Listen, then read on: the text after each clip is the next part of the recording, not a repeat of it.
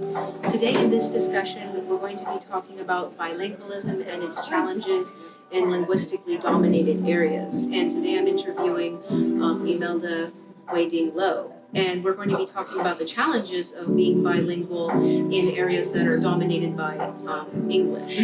So for the first question, how has growing up bilingual in Cantonese and English shaped your identity, particularly within an English-dominant society that often values fluency in the dominant language over heritage languages? I don't think it has really influenced me personally because my family, we spoke both languages from the very beginning, so I never felt like I had to erase any part of myself. But definitely I would say because Canada, where I come from, where I've been growing up since I was a child, it is more focused on English, of course, despite the lip service they give to multiculturalism. So people, as kids, as friends, we just often talk in English to each other, which does mean that sometimes you kind of forget how to speak in your native language when it comes to certain topics, especially topics you don't talk about with your parents. So I would say that speaking about topics that I don't talk about with my parents, such as emotions or something more personal, can be more difficult in my native language. That's there's a lot of nuance in that situation. Yes, yeah. So for the second question, in relating to this, in what ways do you think language hierarchies where English is privileged impact the transmission of Cantonese across generations, especially in immigrant families?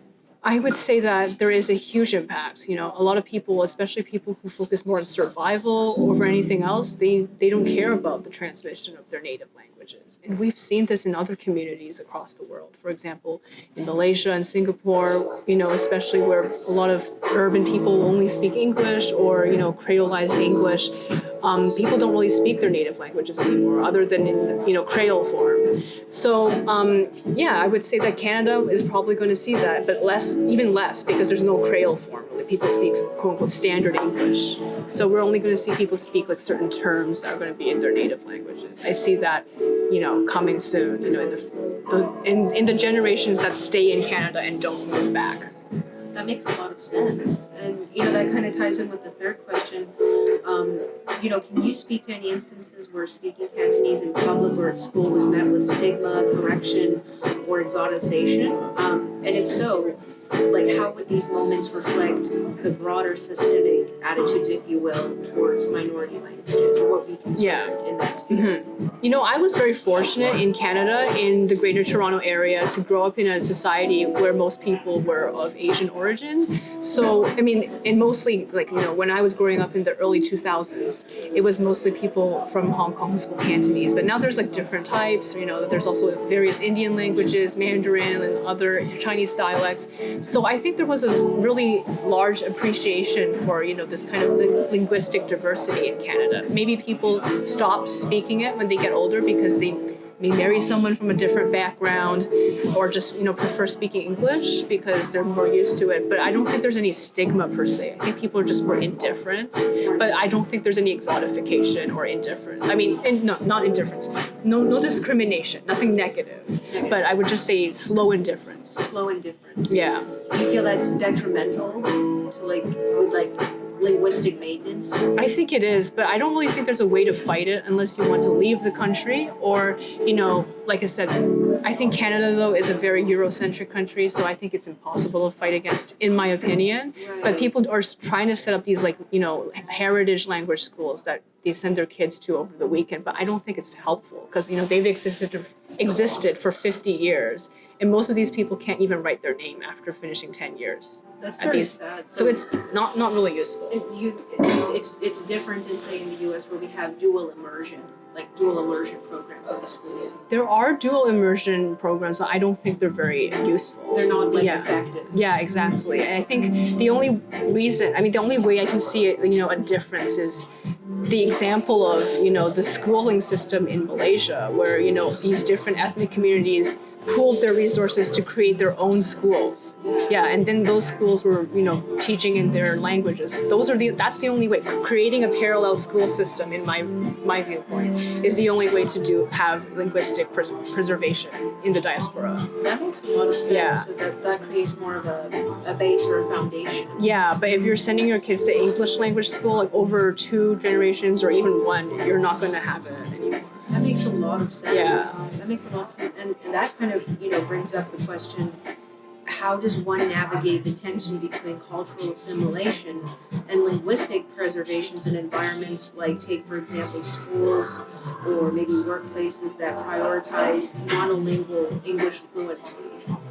I think I think it's hard to talk about this because I don't really think culture is just language.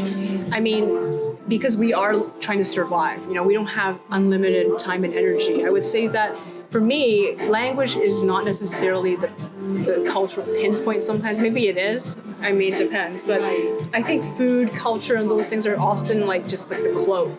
There's so many things about culture that is not easily seen or listened to. There's so many things about viewpoints, philosophy. That's also part of culture. Just to focus on saying, oh, someone doesn't speak their native language fluently anymore doesn't necessarily mean they've lost their culture. That's very true. Yeah. It's basically sort of like the cultural iceberg, if you will. Yes, exactly. Yeah, you've told me about that, and I agree. And I don't like how many societies in the West, especially, they just kind of, tokenize different ethnicities, especially non-European ones.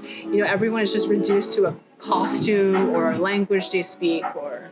Right. Yeah, and people often don't understand diasporic cultures. There are people who have, been removed from their countries for 4 or 5 generations, and maybe they don't speak what their ancestors spoke, but they still have a connection to it. It's just different. Yeah, it's not always, the first or second generation of people moving to America or Canada whose parents speak a different language. That's very true. Yeah. It looks different for everyone. Yeah, exactly. Yeah. It does. And so that brings us to the 5th question. In your view, how would the preservation of Cantonese serve as a form of resistance or empowerment against cultural erasure? Especially, take for example, in diasporic communities where, we find that language loss is either normalized or overlooked, like you were talking about. Right. I think, could you repeat the question again? So, it's about how I can empower people by learning the language? Well, how would the preservation of the language serve as a form of resistance or empowerment against cultural erasure? Right. So I think it could serve as a form of fighting against cultural erasure by teaching people how people thought and how people think in these languages. Because for me, it's not about the vocabulary. It's about how people use idioms or how they talk about things, how they relate to people.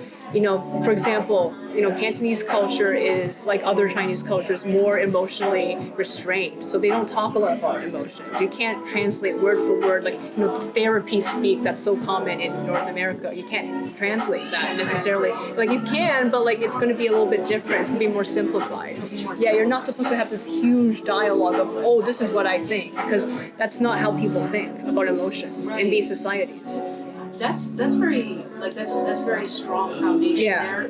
So would you say that there's this nuance in language where so many people just think of vocabulary and grammar only, but there's more nuance to it, use of idiom, expression, and what would be the cultural expression assigned to it? Yes, yeah, exactly, yeah. Yeah, because I think many times when we're learning languages, everything, especially in the West, everything is so Eurocentric. Yeah. And it's kind of being done through an English framework of reference. Right, and I wanted to add as a point, there's people who don't speak their native languages fluently anymore, like I said, but then they have their own creolized languages or English languages, and they still have a different cultural expression than monolingual English speakers in North America. Just because they also speak English as a first language doesn't mean they have the same, cultural expression.